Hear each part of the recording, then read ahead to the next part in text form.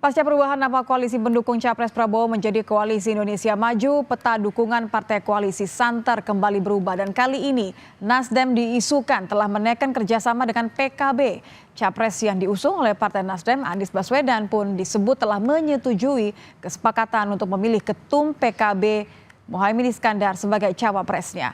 Lalu bagaimana Partai Demokrat sebagai rekan koalisi perubahan yang telah mengajukan ketumnya AHY sebagai bacawa pres Anies? Kita akan membahasnya bersama Herzaki Mahendra, Koordinator Jubir Partai Demokrat. Selamat malam, Mas Herzaki. Mas Herzaki, Ya, selamat malam. Ya, saya harus konfirmasi terlebih dahulu. Kapan tepatnya Demokrat mendapatkan informasi bahwa Nasdem berkoalisi dengan PKB, termasuk soal keputusan Mas Anies memilih Caimin sebagai cawapresnya? Ya, ini tengah malam menjelang subuh, Mbak. Ya, kita baru tengah malam menjelang subuh. Dapat informasi disampaikan oleh Pak Sudirman Said, kami konfirmasi langsung dengan beliau, ya apakah benar informasi bahwa Nasdem dan PKB telah bersepakat sendiri, ya membentuk koalisi dan mengusung Mas Anies Baswedan sebagai capres dan Pak Muhaimin sebagai cawapres. Ya, kami terus mencermati ini dan kami kaget, tentu saja kaget luar biasa karena bagi kami ini bentuk politik yang tidak beretika dan tidak pantas ya. Karena namanya mengkhianati apa yang menjadi kesepakatan dan komitmen kita selama ini gitu. Ya, ya bagaimana keputusan ini diambil secara sepihak oleh teman-teman Nasdem yang kemudian mengambil kesepakatan dengan teman-teman PKB gitu. Dan disepakati juga oleh Mas Anies Baswedan.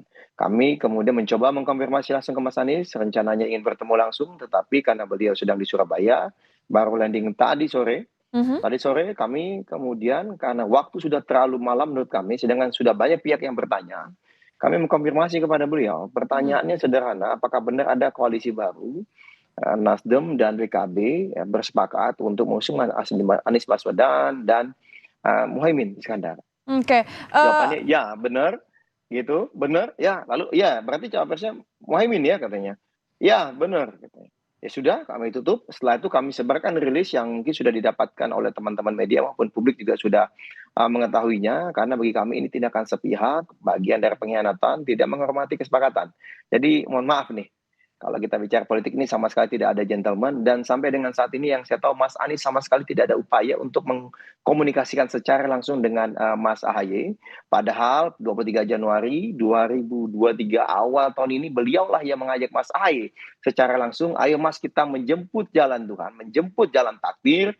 Mas, saya sebagai capres, Mas sebagai cawapres, saya membawa Nasdem, Mas AHY membawa Demokrat, lalu sama-sama kita ajak teman-teman PKS. Lalu perjalanan ini kita arungi bersama, piagam, tanda tangan, komunikasi segala apa terus secara intens ya.